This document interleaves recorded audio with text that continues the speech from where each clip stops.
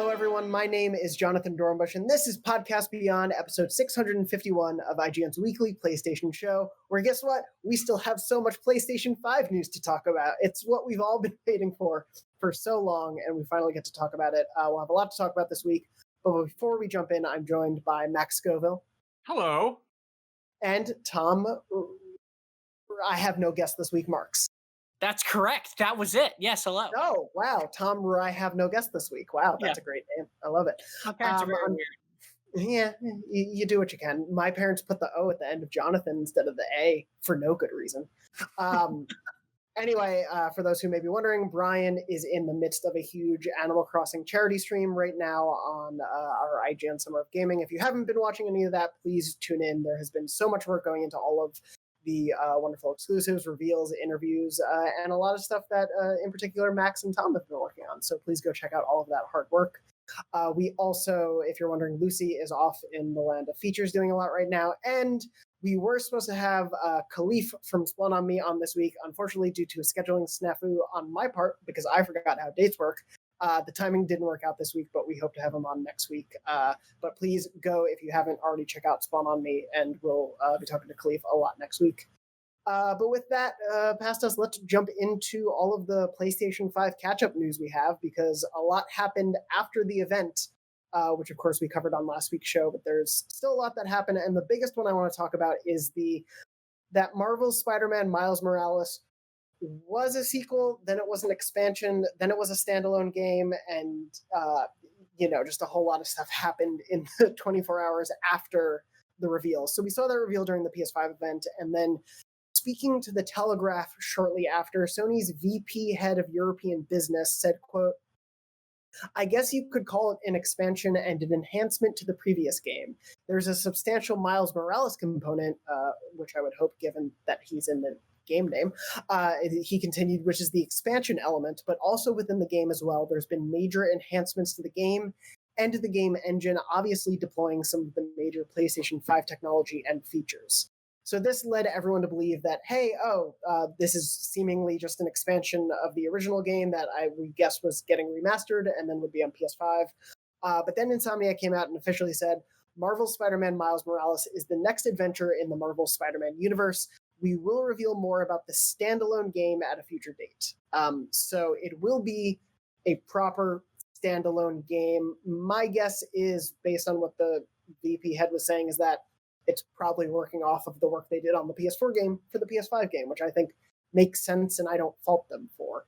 What did you guys think of this weird sort of unnecessary, unforced error that happened? Yeah, I think unforced error is a very good way to put it, because it just feels like it is a rake that they did not need to step on, right? Like the best way I can explain it is, like, people understand what this type of game is. Players understand. We know Lost Legacy. We know, Infamous had a similar thing.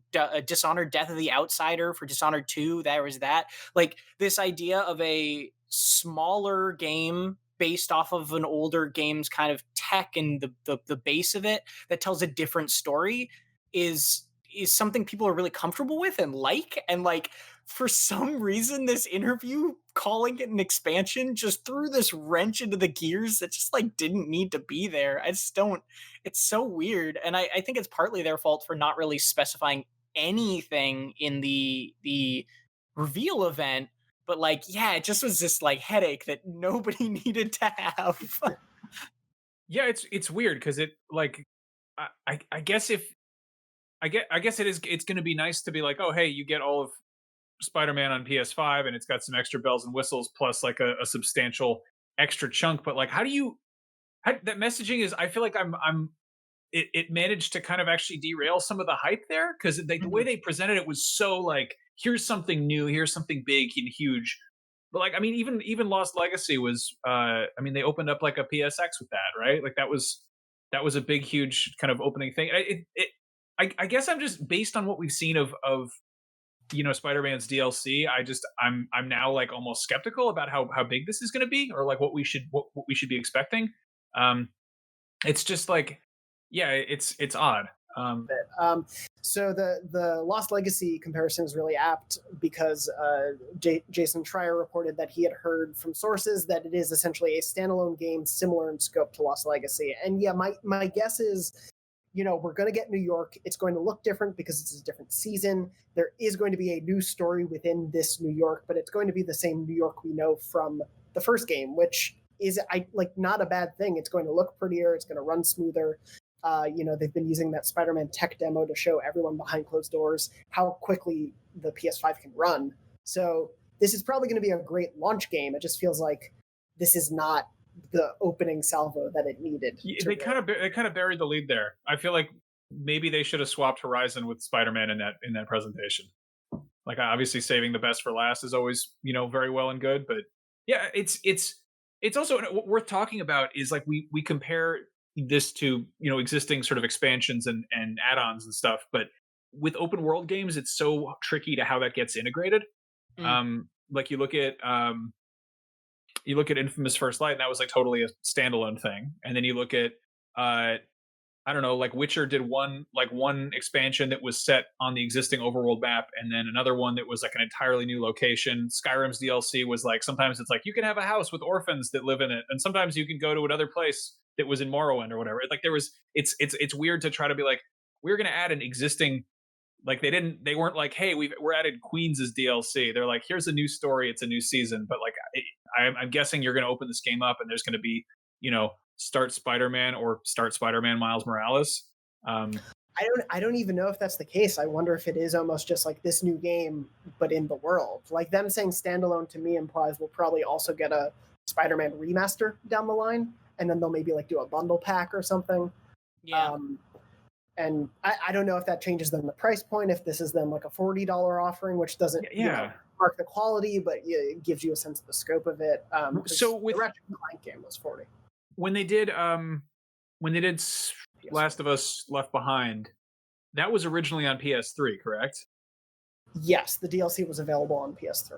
And then when Last of Us came to PS4, it included that in it as like a bundle. Yes, yeah. And so my guess is we're going to get Spider-Man Miles Morales at launch as its own thing, whether it's $30, $40, $60, whatever, because we really don't know what the scope of the campaign is going to be. But yeah, Max, you bring up the good point of like, it's in an existing world.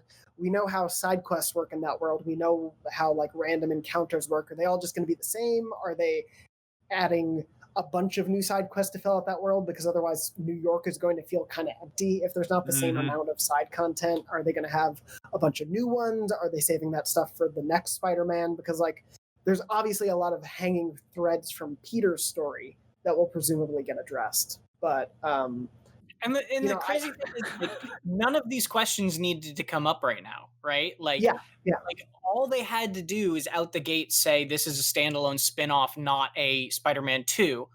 And all they had to do was say that, or even just the first part of it, and people would immediately just be excited for it. And I'm still excited for it, but like it's exactly what Max said, which is now we're all questioning it. And now we're all asking these questions when we were previously, the day of, just excited for this game. Yeah, it's such a strange place for I think a game that, especially because the whole main Beyond crew was watching the show together. I think when that came on screen, we were all like, oh, we're taking the show seriously. Like Sony is all in, we're all in. And yeah, if they had just come out and said, hey, it's a standalone spin-off or something like that, I would have been like, okay, well, I'm excited for Spider-Man 2. It makes sense that's not a launch title. This will probably still be really fun. But yeah, like you're saying, it just now raises inherently a lot of questions about what the game will be that they now have to answer in that first preview beat, presumably we'll get before launch, rather than kind of showing what they want of the game. It just changes the perspective we go in with. It's a strange downer note for what was either otherwise a pretty cool reveal from that show. I did want to, since Tom, we have you on the show now, I do want to ask before we move on to the next update that came out after that show, what was sort of like the best or like biggest reveal for you? Because you were helping us with news on the show, you were writing a wrap-up article, so everything was coming in so quick for you to have to cover, but like what excited you the most from what you saw? Bug snacks. No, but everyone's crazy about Bugsnax. I think that game looks cool. I really was excited about the new Heart Machine game, although that wasn't like a proper brand new sort of thing. Miles Morales really excited me. Horizon Zero Dawn really excited me. I was a big fan of the way that the system looked. I know that that is contentious with some people, but like I'm really into it. I was really You're in good happy that company. I was really happy that they showed it, right? Like I was not expecting that. Um yeah, it was just like a really fun hype, like it was a hype show. Like it just had like even the smaller things that didn't really excite me that much were still cool and we're still like neat to see. I'm glad we're getting more info about Deathloop. Like I was really glad to see that. Um yeah, honestly, it was just like there wasn't really one big standout moment because I just really enjoyed it. Yeah, I really appreciate like having a few more days to reflect on it. And Max, let me know how you feel now that we're a few more days out. But I liked how much new stuff there was. Like, yes, it was Ratchet and Spider-Man and Horizon, and a couple games we had known about already, like Deathloop. But it just felt like so many new franchises and new series, and like that is what really excites me about going into a new gen, is that we can kind of like let some baggage of this generation go and start fresh with some things. Yeah, there's a lot of cool stuff to unpack there. I was initially like really lukewarm about Bug Snacks, and upon rewatching it and realizing how I think at a glance I was like, oh, this is kid stuff, and then I like watched closer and was like, this is kind of actually upsetting. It's really weird.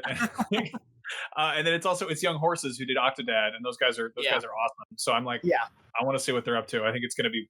I have no like.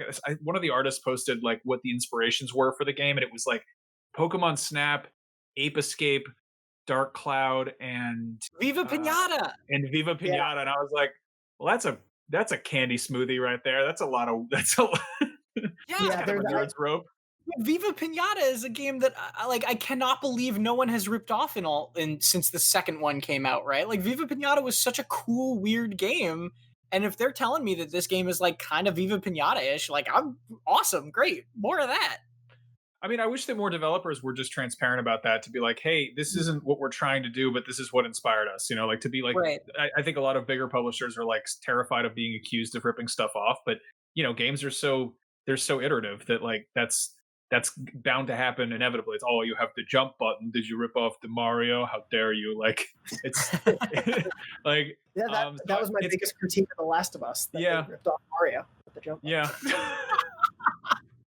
Sorry, Max, go ahead. But no, like I don't know. That's the kind of transparency you get from indie devs that you don't necessarily get from something that's filtered through like a big marketing mouthpiece. Um, yeah, I was thinking about this. I wonder how many of these games we're hyped on right now, but either they will evaporate or they will undergo so many weird transformations, or they will never materialize. That Capcom one, what's it called? Oh yeah, Promata or Pro, Promatica. Pragmata. Pragmatic, Pragmata. Pragmatica. I think so. Um, I got that confused with the one that was like rear engines or rear endurance or whatever. Like it was one of those Returnal. Returnal. There we go. Yeah, one of Yeah. those other portmanteaus. But no, Not gonna lie, Pragmatic. not a great show for names.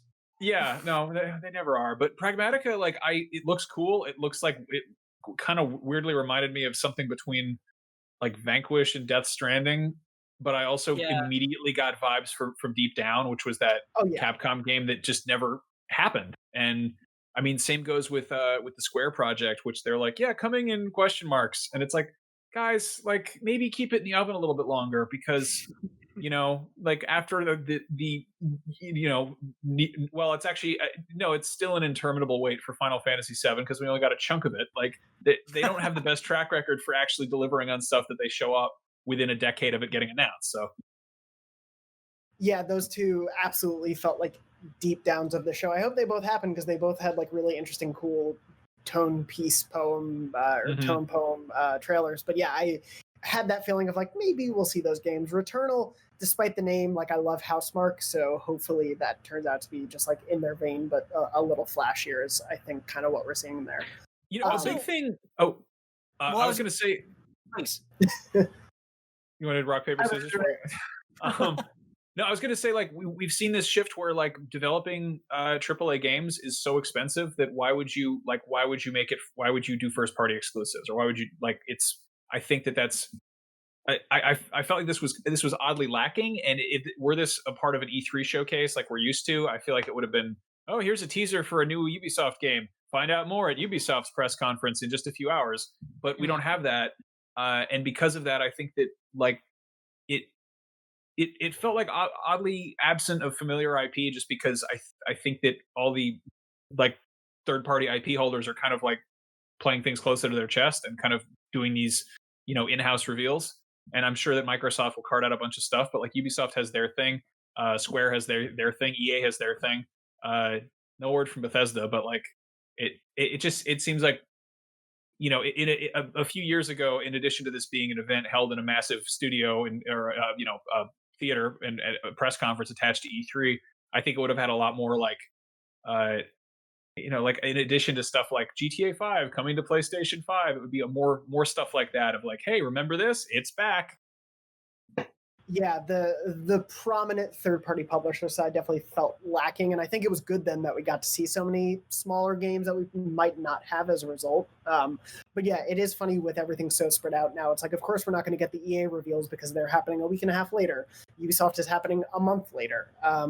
Bethesda did show up with Death Loop and Ghostwire Tokyo, but Starfield and Elder Scrolls are probably half a decade away. They weren't going to show those here again.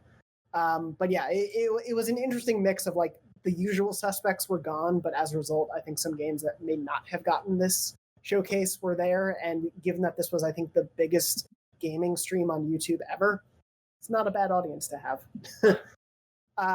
In terms of other follow-ups that happened after the fact, I did want to mention, because we had all talked about this on the stream afterward, as kind of one of the ones that stood out to us the most, especially visually. Little Devil Inside, which has been around as a Kickstarter game for a while.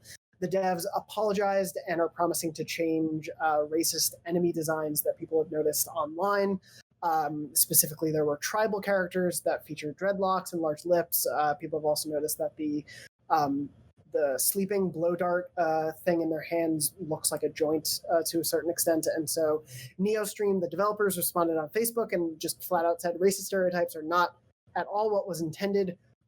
This is a team that is in South Korea, by the way. So they said, quote, "We were not aware of the stereotypical connotations and wish to apologize to anyone who may have been offended by the character design." Their design intention was, quote, "to create characters who are protectors, guardians of a particular mystic region in the world of Little Devil Inside," and that they did not mean to reference any African or Afro-American human tribes while creating it. That said, they also plan to modify the design, specifically removing the dreadlocks, changing the lips, changing the skin tone, and tweaking the dart blower, and still then will take further feedback and make further changes if after that fact there are still any issues with the character designs. And we've seen, I think, a lot of apologies and non-apology apologies in both gaming and just the entertainment world in general, and I really appreciate just like the speed and the resolve to be like, hey, we're sorry, we messed up, we didn't mean to, but we did, here's what we're going to do to change it, and like actively going through the list. And they're like, and if that's still not good enough, we will continue to work on it. This feels like the exact sort of apology when you need to apologize to do. No, that's how you do it. It's also like, it doesn't matter if they meant to or not. They were like, oops, let's fix it, like let's take action, as opposed to being like, well, that's one interpretation, but we're going to double down and just really. So good on them for, I guess, jumping on that. And I looked at some of the responses to this, and it was kind of nice to see. I feel like people were like they were receptive. Like normally you see this weird kind of crusade come out, and they're censoring it. They're trying to like change the original vision. It's like maybe like how art is received is like if they were trying to be inflammatory, I'm sure they'd be like, no, that's part of the plan. But they were like, oh crap, that's not what we want at all. Let's back off. Yeah, it's easy to forget that racism doesn't always have to be intentional to still be racism, right? Like if they genuinely were like, they're from South Korea, like they genuinely didn't know the cultural implications of that, but as soon as they learned them, they were like, oh yeah, okay, sorry, like this was not okay, and we didn't know that, and like good, like just because they didn't mean offense doesn't mean it wasn't offensive. And so Exactly. it's cool to see this response, especially with as you said, the game looking really cute and cool, and it's nice to know that this sort of black eye on it is getting patched up real quick. Yeah, especially because it definitely looked the most one of the most visually striking and interesting games that I think a lot of us want to learn more about. So I appreciate knowing that the devs are seemingly good people who are like, yeah, let's make this better. Let's make it something that it, to fix these issues. So I really appreciate that. I still have no idea what that game is about. I really want to play it, but like, I just love that it was like, here's like a sizzle reel of like, some of these look like adventure games and some of them look like you're fighting stuff, and I have no idea what to do.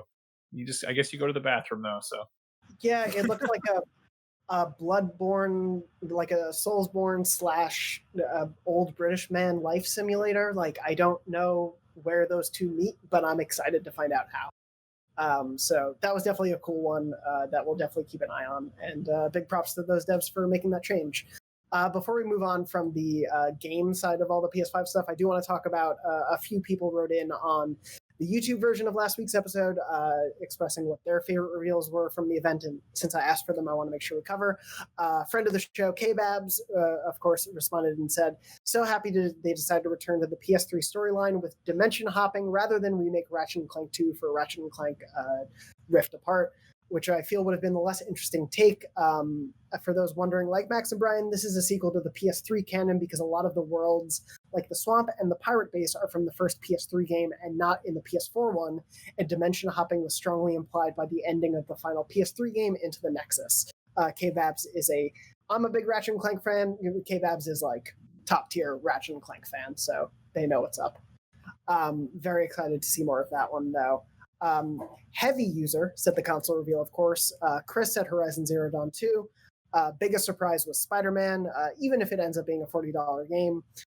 Aaron said definitely Bugsnax and the Bugsnax theme song. Lots of other good stuff, of course, but nothing as spontaneous and joyful as Bugsnax. And shout out to, it feels like I'm plugging our own stuff, but our social team for getting that song stuck in my damn head by putting it over all of the other game trailers in existence, because now I can't stop hearing it. Raphael said Project Athia looked cool, and I'm definitely excited to see more of that. And Gary Whitta, of course, who co-wrote Rogue One and has been a part of many other projects, including the Telltale's The Walking Dead, is leading a writing team on that. Should be really exciting to see. And Mr. Grimm says Demon Souls because I beat Dark Souls and I really enjoyed it. And I mostly wanted to read that because that seems apt for someone named Mr. Grimm. Anyway, moving on. The other big PS5 thing I want to talk about is the literal big news that it seems to be a huge console. So after the PlayStation 5 reveal came out, people have been essentially using the disk drive and the USB port and all these little bits and pieces of the art to sort of reference match and get a rough estimate of the size of the console. And so Bo Moore, our executive tech editor, also did this on our end and used the disk drive as the exact point of reference and estimated the PS5 will have a rough dimension of 15.74 inches by 8.79 by 3.97. If you don't know what those exact sizes are, for reference, the Xbox Series X is 11.85 by 6.03 by 6.03. So its height is roughly I want to say half more, like it's basically half of Series X added on, a little less, maybe a third, while the length of it is shorter than a Series X by half, but the width is larger by about 3 inches. It's seemingly pretty large, much larger than a PS4 Pro and an Xbox One X. Either way, this seems to be the biggest console of the last couple generations, if not in recent memory. And I was wondering if, because seemingly we're all fans of the design, as wacky as it is, does that change any of your excitement for the console? Like, does that make you annoyed at where you're going to have to figure out where to put it on your, TV stand? Tom, I'll start with you. Yeah, to a certain extent. Like, I'm reserving kind of like, it makes me nervous, I guess. I'm reserving sort of outright upsetness about it until I see the actual thing and we know an actual size, right? Like, because these are all estimates and they're probably not like wildly far off estimates, but they're still estimates. It didn't bother me. I was like, oh, that thing's big. it didn't bother me. And then I looked over at my PS4 in my entertainment center and was like, oh, that's gonna be big. Like, like just in that context, I was like, oh, well, that may be pretty big. So yeah, it could be a little annoying, but we'll have to see what the actual size is. I guess is kind of where I'm at. Yeah, Max. I was oddly disappointed by this. It doesn't matter. It doesn't matter because if you're Mm. like for both of these, if you're staring at the console, you're probably dying in your game. So stop. Just look at the TV. It's what it's there for. Put it behind something. Who cares? Um, there was part of me that was like, I can't wait to bring this thing home and like take it out of the box and be like, wow, it's so much smaller than I imagined. But that's probably not going to be the case. Like I feel like the design was like mentally I was like, yeah, it looks pretty big, and that was correct. That was a good knee jerk reaction. Um, I'm more skeptical on like how different the controller is gonna feel because I Mm, get the sense that that's also bigger. Um, yeah, it's an odd one. Like I'm more wary of fitting the Series X in my entertainment center because like that's going to be really tight. That might not even fit. I just got a new entertainment center. This is a bratty first world problem to have. Like, oh, I just bought new furniture for my gaming consoles, but like, you know, it's like it's a stupid problem. Um, it's going to be weird because this totally does. Uh, this is like it seems like it's the size of a PC. Like it's we're just at that point now where like they've always like and I was like, what does this remind me of? It reminds me of my friend's Alienware from 2007. Like it's Yeah, and I mean, definitely, it seems like the size is a result of them wanting to make sure this thing stays cool and is not right. the constant joke of a PS4 Pro sounding like a jet engine. Like that's just become literally everyone says that now. So it's one of those things where I get where they're coming from. Yeah, it'll be interesting. It probably means I will keep it vertical and not really put it horizontal unless it fits under anything. Mm, Just because that's a long area to fit horizontally. But right. yeah, I still like the design. Do you guys like have a preference, price aside right now? Do you have a preference on whether you're going to get disc or the discless versions? I would like so this is the thing is this answer for me is skewed a little bit just by this job, right? Like if I was just buying one of these for myself, I would absolutely buy the discless version because it is it looks nicer. Like the design looks like it was made with the discless version in mind. That sort of bump for the CD drive looks fine on its side but looks really awkward to me standing up. And the discless version I think really lets the what they're going for shine a little bit better.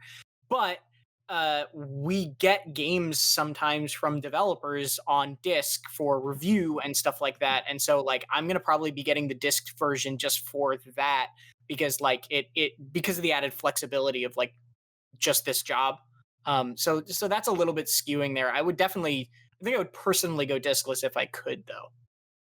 Max, what about you? I'm actually super torn about this. Ryan McCaffrey, I think, tweeted something that totally made it both like clarified the choice, but also made me second guess it, which was that it's really smart. And hopefully, both systems have digital only versions. And then the underlying thing is like you don't need to buy two Blu-ray players. Like that's stupid. It's a weird thing that we've almost become accustomed to. Where like I don't know. Like I was like I have it's also weird. Like I have an Xbox. What is it? One S, which I use to watch UHD movies sometimes because I'm still on physical media for watching movies. But like I would prefer to just use the PlayStation because I'm on that more often. But that doesn't play freaking 4K Blu-rays, which is Yeah, baffling. So this is part of me where it's like, well, I already have a UHD Blu-ray player in the Xbox, but presumably at some point I will upgrade that or trade that in. So I should get the disc one because maybe I want to watch movies on my PlayStation because it's got that cute little remote and apparently it does cool stuff with sound. Maybe that plays into that. I don't know. Like I don't know how the UI is. Like is the UI good enough that it's going to be really like just snappy to get right into a Blu-ray? And then it's just like it's a stupid thing to be like doing mental gymnastics about to be like do I need which machine does the play the physical movies from the days of yore? I don't know. no, I think I'm gonna go with physical and then try to get a digital Xbox at some point if that's a thing. Yeah, I totally know what you mean because yeah, my big reason for wanting to get the disc version is to play 4K Blu-rays. But if there's, I don't know, for some reason a like $200 difference, or like the digital version comes with double the terabyte space, like that starts to become more appealing to me than Yeah. 4K Blu-rays, especially if I can stream 4K movies. That starts to become less of an issue. But speaking of the UI, I forgot to put this on the run of show, but I did want to quickly mention. Interestingly, a PlayStation VP of UX design on LinkedIn, of course, where you break all news, had answered some questions about the PS5 and has since deleted those answers. So perhaps some of this doesn't 100% hold, or perhaps they weren't supposed to be answering these questions. Either way, that VP of UX design said about the UI, quote, "It's a very interesting evolution of the OS. As its UI, it's practical first, but it's a whole new visual language and a complete re-architecting of the user interface." They called it, quote, "more subtle than flashy, but no pixel is untouched, so you won't have dead pixels, I guess, in the UI. I would assume they would want to use all the pixels." But anyway, we saw like a very brief look at the startup of the PS5 during the conference, which snuck by me. I didn't see it at first when it was in there. Yeah. Yeah, Max, no, I totally missed it on first look. I'll share it with you after. But essentially, what everyone believes is the like startup screen for like press the PlayStation button on your controller was in there. But anyway, do you guys like the PS4 UI design? Are you hoping for a big redesign? Like what do you want out of the PS5's UI? Well, first of all, I'd say it's really this is just real quick, really interesting to hear at the same time as we're hearing from. I think we heard also recently in the last week or two that the Xbox Series X UI and dashboard was going to be identical, Yeah, essentially, to the Xbox One. Why? I hate it. I really It's don't like terrible. I'm sorry. that. But Like I it's will. I bring this up mainly because it's really interesting because it continues with something we've mentioned a ton of times on this show, which is Microsoft is presenting this as basically an upgrade or the next step of what they're doing and keeping a lot of things the same. And PlayStation is saying, this is a new generation, everything is changing. And like in the console design, in the controller design, in the UI, like every step of the way, Sony is going one direction and Microsoft is going the other. And it's so clear to see that, which is really, really interesting. Um, on the UI changing specifically, I, like y'all, I'm not gonna lie. I care so little about console UIs. Like, there's the Switch has problems, and I don't care. The PS4 has problems, and I don't care. Like, I spend so little time in my console UIs. I just like, as long as I can get to the games and the apps easily, I don't mind what they look like. And that's just like maybe I imagine that's an unpopular opinion, like an unpopular take on that. But like, they can do whatever they want as long as it's easy for me to like quickly get to my games. Like I really don't care what they That's do.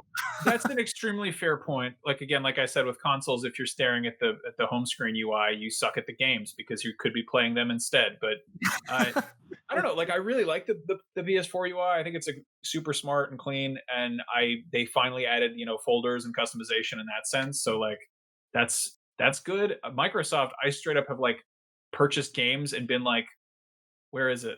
Where did it go? Yeah, Like I bought Skate 3 for 360, and I was like, I'll play this because it's backwards compatible, and because it was like like a 360 game, it went in some entirely different section of the shop, and I was like, I think I had to Google how to find it. Like it was really it was really disappointing. Like the thing I don't like about the Xbox design, it's funny because I was on News Games and More yesterday before recording, and everyone else on the show was like, "Yeah, I love the Xbox UI," and it's just funny how like if you're used to a thing, it becomes the thing you like, and they're like, "Yeah, the PS4 design, I haven't used it much, but I don't like it." It's that clearly like if you get used to it for so long, it works. But yeah, the Xbox UI, it like nests page after page after page, and then you have to keep backing out of things, and then I constantly lose my place for where a game is or where the store is, and the PS4 UI definitely has issues and it runs poorly sometimes, but I know where everything is pretty easily.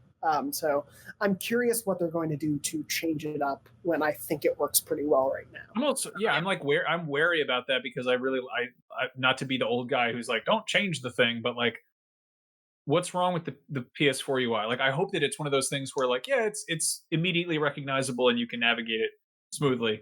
But if they do some nonsense where like, oh yeah, we changed 2 of the buttons around, so you're going to constantly open up the screen capture mode gallery or whatever.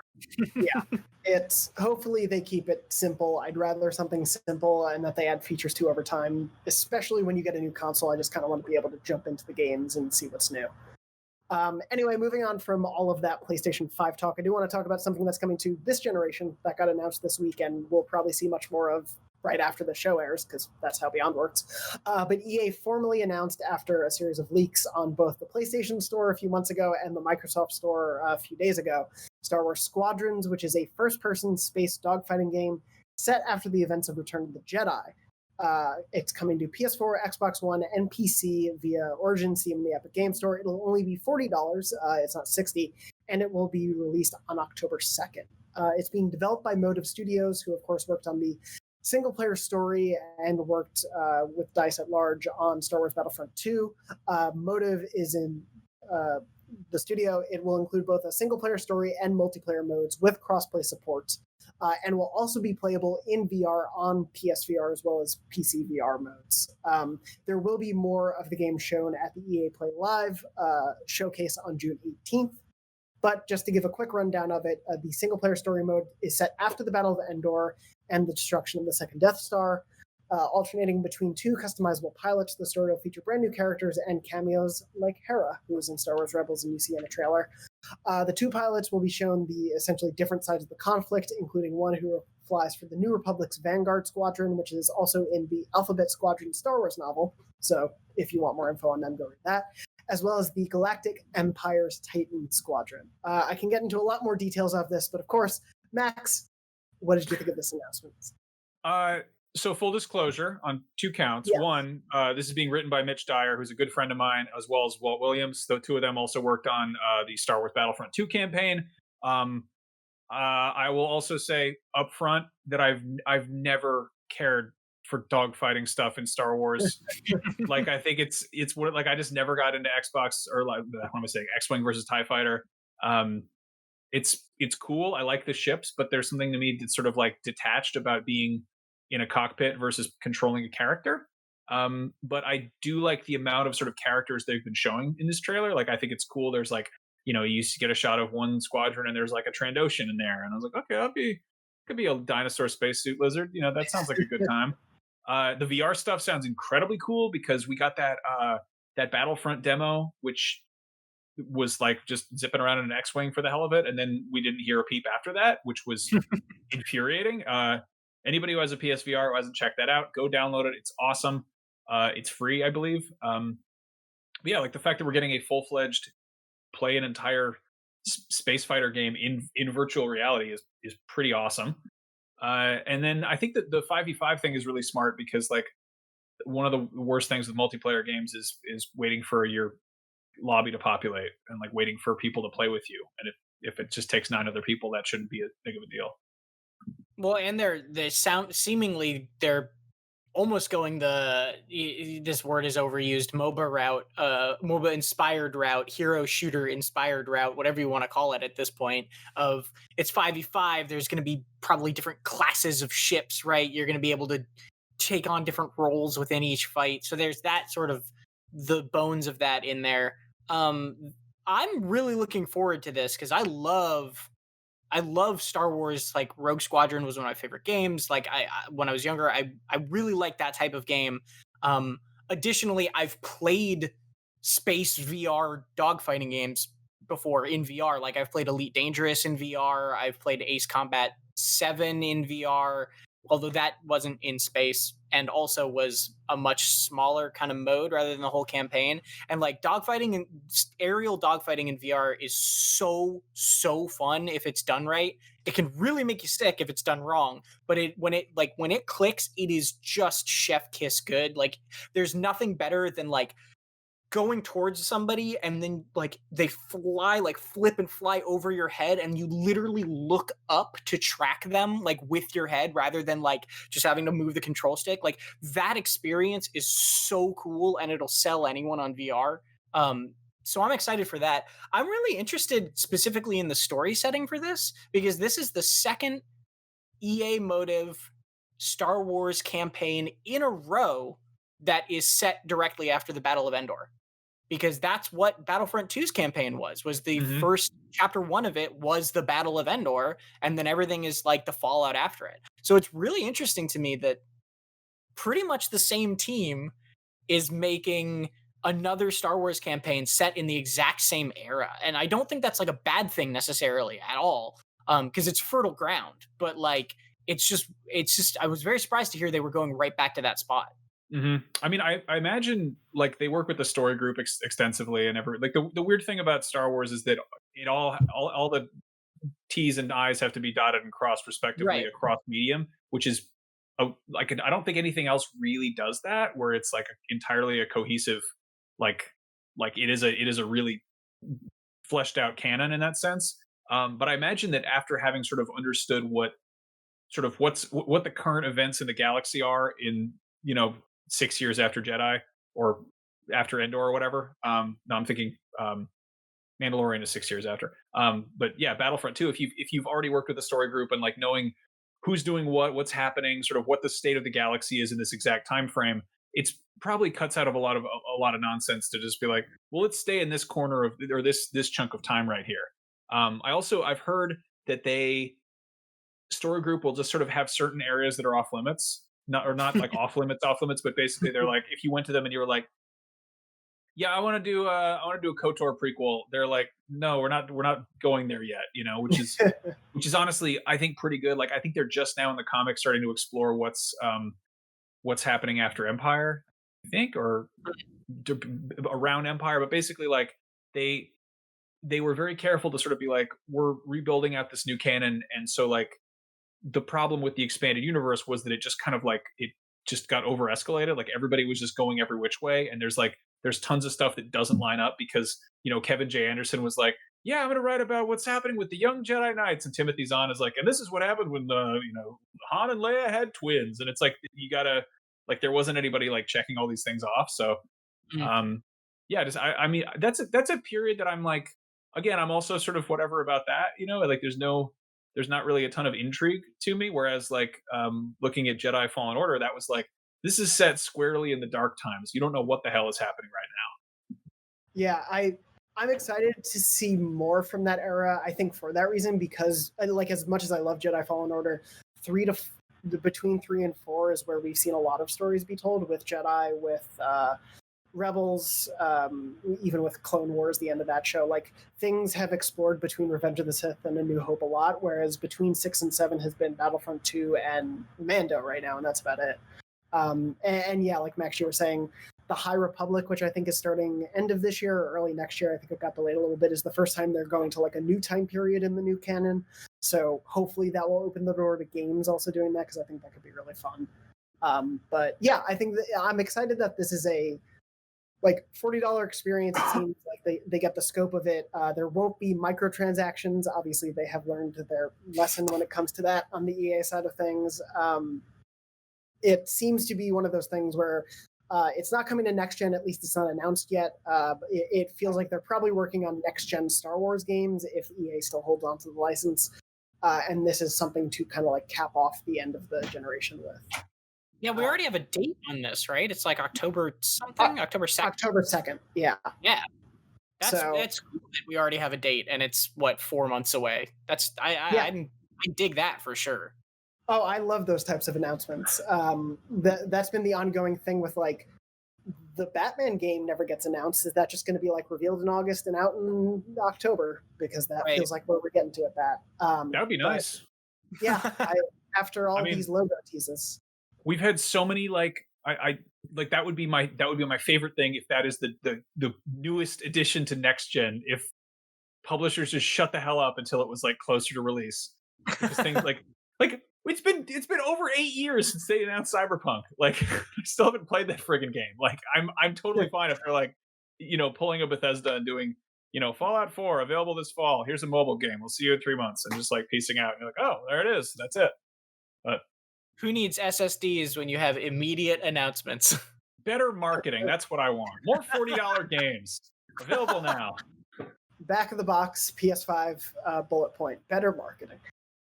Anyway, moving on. Before we wrap up, I do want to talk a little bit about what we're playing. Tom, what have you been up to recently? Not much, sadly. If you follow me on Twitter, you'll see I've been struggling with like forearm tendonitis sort of thing. So I've been pulling back on games, but I am still playing Persona 5 Royal with my significant other. We play that together, so it's easy to just have her drive. And I'm approaching the end of that. No spoilers or anything. I'm in mid-November right now, so Okay. I think we've got around 90 hours in it. I never thought I would beat the first one, nor did I think I would beat it, or the original, nor did I think I'd beat it again. So, like, I'm really still loving that. I also did want to give a quick shout out to a game that just came out on Steam Early Access, but is coming to PlayStation eventually, called Hard Space Shipbreaker, which is like, Max, you might actually be into this game if you haven't heard of it. But I've like, heard of it, yeah. yeah, we had it on Summer of Gaming at one point, and I just got to play some of it recently because it just came out on early access on Steam.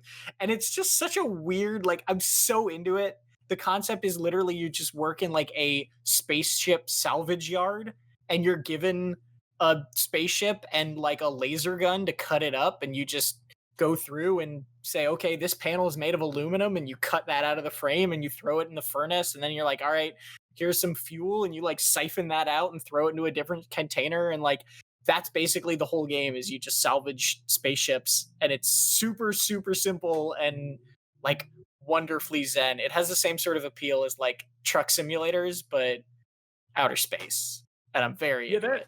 I love the idea of doing stuff in space that isn't just like shooting lasers and aliens and stuff. I mean, you're Right. still shooting lasers, but the idea that it's like you have a blue collar job in outer space. That's kind of rad. Yeah, so that I doesn't also have a PlayStation date yet, but I look forward to it. Yeah, that's the kind of thing that immediately gets my attention. What I would love a really realistic firefighter game. Like Hmm. I feel like there's all this stuff that we sort of take for granted in terms of what you can do with games, and it's gotten so much easier to do stuff with realistic physics or with like weird stuff for like fire or water, but now it's like kind of just it's technically very feasible, and we're just so accustomed to be like, yeah, no, you jump and shoot the gun, like because that's what it's easiest to make a game about. And it's like, well, what about like, I'm not saying it has to be non-violent. I'm just saying like make the violence weirder. Like make a lumberjack game where I can get crushed by trees. Like that sounds like fun as hell. I don't know. There is a game on Steam called Ember, EMBR. That's basically that one's basically like Overcooked but firefighters. Oh yeah, I had my eye on this. So that one doesn't have a PlayStation date yet. That's also an Ember is also a wearable. That's some sort of okay. That's not helpful at all. Max, what have you been playing?